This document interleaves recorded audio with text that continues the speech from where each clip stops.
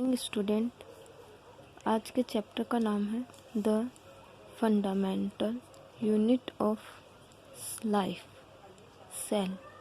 इस चैप्टर में हम स्टडी करेंगे सिंपल इंट्रोडक्शन ऑफ सेल की, सेल को डिस्कवर किसने किया, सेल की शेप और साइज़ क्या होती है और सेल की स्ट्रक्चर क्या होती है। इसके अलावा प्लांट और एनिमल सेल में डिफरेंस और यूकैरियोटिक प्रोकैरियोटिक सेल में क्या डिफरेंस है। तो फर्स्ट ऑफ ऑल टॉपिक है सेल। सेल क्या होती है। सेल को हिंदी में बोला जाता है कोशिका। जैसे कि एक एग्जाम्पल से समझते हैं, एक बिल्डिंग होती है, उस बिल्डिंग में काफ़ी रूम होते हैं। उन रूम को बनाने के लिए सबसे छोटी यूनिट है वह ब्रिक्स, मतलब ईंट का यूज़ किया जाता है।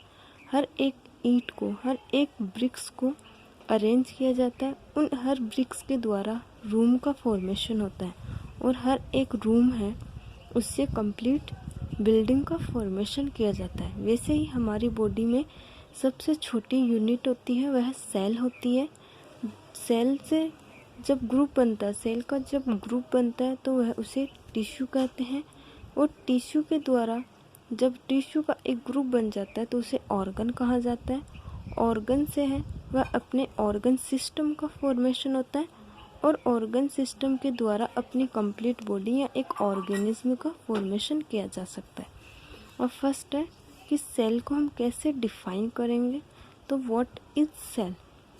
The smallest structural and functional unit of the body is known as cell.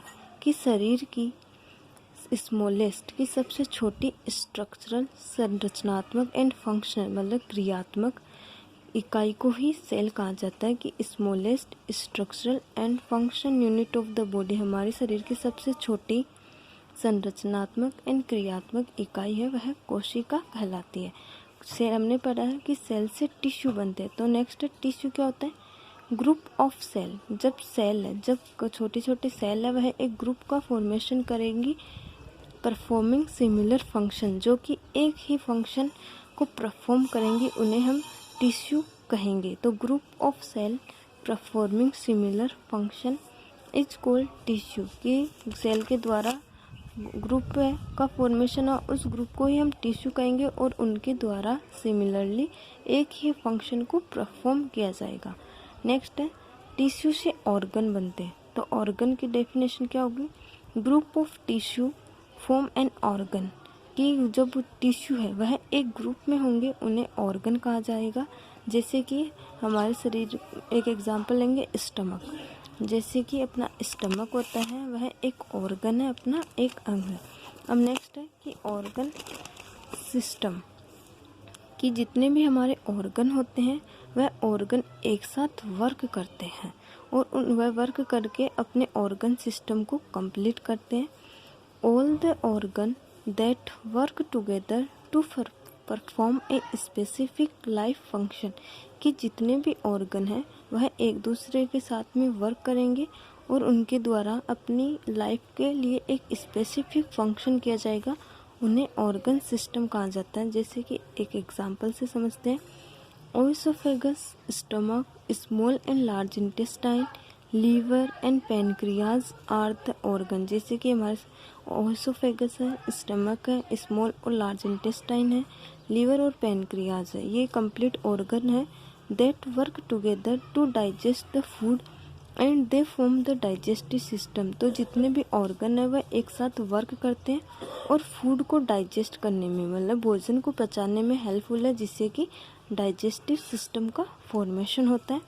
Next है organism. The various organ system make a living organism. जितने भी ऑर्गन हैं उनके द्वारा एक सिस्टम बनता है और सिस्टम के द्वारा एक कंप्लीट लिविंग ऑर्गेनिज्म का फॉर्मेशन हो जाता है। तो एक बार वापस से रिवाइज करते हैं कि सबसे पहले सेल जब एक ग्रुप में बनती है तो टिश्यू कहा जाता है।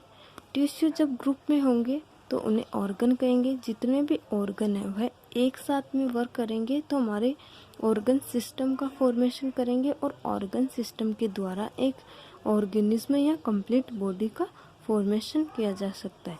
तो ये नेक्स्ट तो ये कंप्लीट सेल की इंट्रोडक्शन हुआ। Next, study of the cell is known as cytology, कि अब सेल की हम जो स्टडी करते हैं उन्हें साइटोलॉजी कहा जाता है। कि साइंस में हर एक ब्रांच को डिवाइड किया गया है जिसमें अलग अलग नामों से जाना जाता है, जैसे कि साइटोलॉजी में किसकी स्टडी होगी? Study of the cell is known as cytology. Cell की स्टडी करना क्या कहलाता है? Cytology. Next, discovery of cell. Cell को डिस्कवर किसने किया, मतलब सेल की खोज किसने की? Robert Hooke in 1665 discovered cell in a slice of cork. कि रॉबर्ट हुक ने 1665 में सेल को डिस्कवर किया था एक स्लाइस ऑफ कॉर्क। अब ये स्लाइस ऑफ कॉर्क क्या होता है? Cork is a part of the bark of a tree. कि प्लांट की जो बार्क होती है, जो छाल होती है, उसका एक पीस लिया था और उससे ही सबसे पहले सेल को डिस्कवर किया गया था। तो क्वेश्चन होता है हु डिस्कवर्ड सेल? तो Robert Hooke in 1665 discovered cell in a slice of cork. कि रॉबर्ट हुक ने 1665 में स्लाइस ऑफ कॉर्क के अंदर सेल को डिस्कवर किया था। नेक्स्ट है Antonie van Leeuwenhoek in 1674 observe living cell for the first time. कि एक डच के साइंटिस्ट थे एंटोनी वॉन ल्यूवेनहुक, उन्होंने 1674 में सबसे पहले लिविंग सेल को डिस्कवर किया था एक बैक्टीरिया के अंदर। जो रॉबर्ट हुक थे उन्होंने सेल को डिस्कवर किया था वह एक प्लांट के उसकी बार्क में, मतलब छाल में किया था, वो डेड प्लांट था। लेकिन जो एंटोनी वॉन ल्यूवेनहुक थे उन्होंने सबसे पहले लिविंग सेल को डिस्कवर किया। नेक्स्ट है living organism are made up of one or more cell. की जो लिविंग ऑर्गेनिज्म है वह एक या एक से ज़्यादा सेल से मिलके बने हैं। Basis of presence of the number of cell living organism two type. कि सेल के नंबर की कितनी प्रेजेंस है, कि नंबर ऑफ सेल कितने हैं, उनकी बेसिस पे लिविंग ऑर्गेनिज्म को टू टाइप में डिवाइड किया गया है, यूनिसेलुलर, मल्टी सेलुलर। यूनिसेलुलर का मीन्स होता है जिसमें ओनली सिंगल सेल प्रेजेंट हो। मल्टी सेलुलर का होता है कि उसमें दो या दो से ज़्यादा सेल प्रेजेंट हो। फर्स्ट है unicellular organism. Living organism made up of a single cell are called unicellular organism. ऐसे लिविंग ऑर्गेनिज्म जो ओनली सिंगल सेल से ही मिलके बने हों यूनिसेलुलर ऑर्गेनिज्म कहलाते हैं। एग्जाम्पल जैसे amoeba and bacteria. Multi cellular क्या होता है? Living organism made up of many cell are called multi cellular organism. ऐसे लिविंग ऑर्गेनिज्म जो एक से ज़्यादा सेल से मिलके बने हो या मैनी सेल से मिलके बने हो इन्हें मल्टी सेलुलर ऑर्गेनिज्म कहा जाता है। Example plant and animal.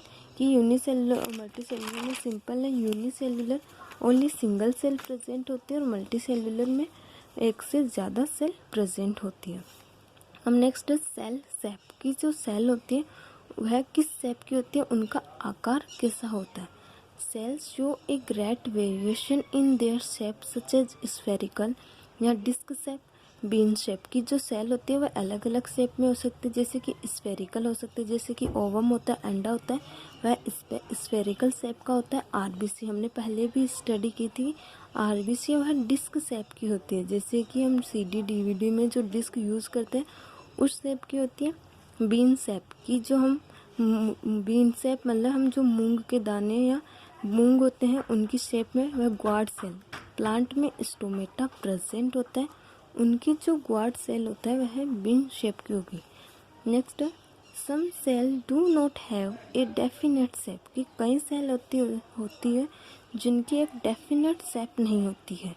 They have changing shape, वो अपनी शेप को चेंज कर सकते हैं। जैसे अमीबा WBC की जैसे हमने पहले ही पढ़ा था, जो WBC है वह इरेगुलर शेप होती है, उसकी कोई भी निश्चित शेप नहीं है। अब इसमें दिखाया गया ओवम है वह स्फेरिकल है, या आरबीसी को हम स्फेरिकल या डिस्क शेप कर सकते हैं। ये प्लांट में प्रेजेंट स्टोमेटा है। स्टोमेटा स्टोमेटा है वह बीन शेप का होता है, मतलब एक मूंग के दाने के जैसे दिखाई देता है। स्टोमेटा के द्वारा प्लांट्स में गैसेस का एक्सचेंज किया जाता है। ये डब्ल्यूबीसी वह इरेगुलर शेप होती है। नेक्स्ट है सेल साइज। सेल की साइज क्या होती है? The size of cell and their organelles are measured by fraction of millimetre.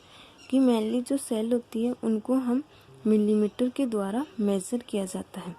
The size of cell varies from, अब सेल की जो साइज़ है वो अलग अलग होती है।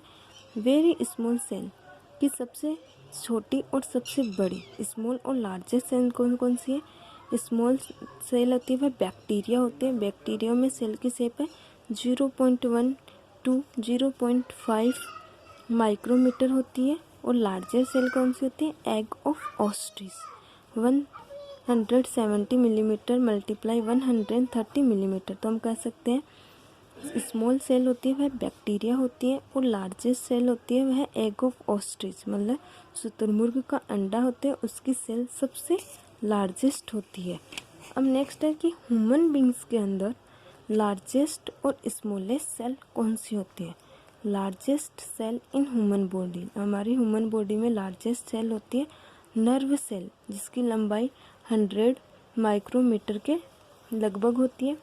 Smallest cell in human body, और ह्यूमन बॉडी में स्मॉलेस्ट सेल कौन सी होती है? आरबीसी होती है वह 7 to 8 माइक्रोमीटर होगी। Next the size of the cell has no relation with the size of body. कि मेनली जो सेल की साइज़ होती है वह बॉडी की साइज से कोई रिलेटेड नहीं होती है, कि जितनी बड़ी बॉडी हो उतनी बड़ी सेल हो, यह आवश्यक नहीं है। It related to its function, यह मेनली फंक्शन पे डिपेंड करती है कि सेल की साइज़ कितनी होगी या कम होगी या ज़्यादा होगी।